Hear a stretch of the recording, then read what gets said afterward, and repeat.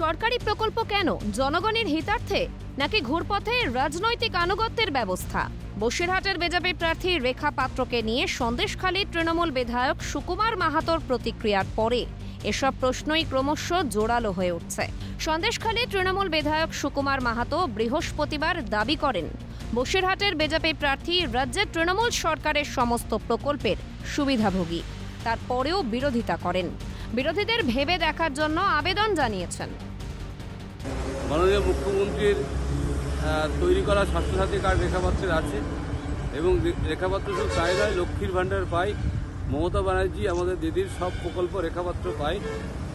যারা আমাদের মুখ্যমন্ত্রীর প্রকল্প পেয়েও দিদির বিরোধিতা করে তাদেরকে বলবো একটু ভেবে দেখুন। বিধায়কের এমন মন্তব্যে প্রশ্ন উঠছে, বিজেপি প্রার্থীর ব্যক্তিগত তথ্য কেন প্রকাশ্যে আনা হচ্ছে? রেখা পাত্র বিজেপির প্রার্থী হলেও পশ্চিমবঙ্গের বাসিন্দা। নিয়ম অনুযায়ী সরকারি প্রকল্পের সুবিধা সবার পাওয়া উচিত। রাজনৈতিক রং বাছাই করে প্রকল্পের সুবিধা দেওয়া সরকারের কাজ নয়। কেন এ ধরনের কথা সন্দেশখালীর তৃণমূল বিধায়কের মুখে? বস্তুত বিরোধীদের দীর্ঘদিনের অভিযোগ, জনমোহিনী প্রকল্পের নামে দলীয় আনুগত্য আদায়ের চেষ্টা শাসক দলের। ওয়াকিবহাল মহল মনে করছে, সুকুমার মাহাতোর মন্তব্যে আনুগত্য আদায়ের মনোভাবই প্রতিফলিত হয়েছে।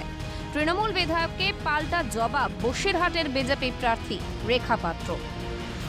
তৃণমূল কংগ্রেস কি বলতে চাইছে? সরকারি সুবিধা নিতে গেলে তৃণমূল করতে হবে, তৃণমূল কংগ্রেস করতে হবে। প্রধানমন্ত্রী যে সুযোগ সুবিধাগুলো দেয় পশ্চিমবাংলায়, প্রধানমন্ত্রী কিন্তু একবারও বলেনি যে এই সুযোগ সুবিধাগুলো করতে গেলে বিজেপি করো। রাজনৈতিক আক্রমণ ছেড়ে ব্যক্তিবিশেষের তথ্য সামনে এনে তৃণমূল কি সংকীর্ণ মানসিকতার পরিচয় দিল না? শামীম মোল্লা ও পঙ্কজ বিশ্বাসের রিপোর্ট, ক্যালকাটা নিউজ।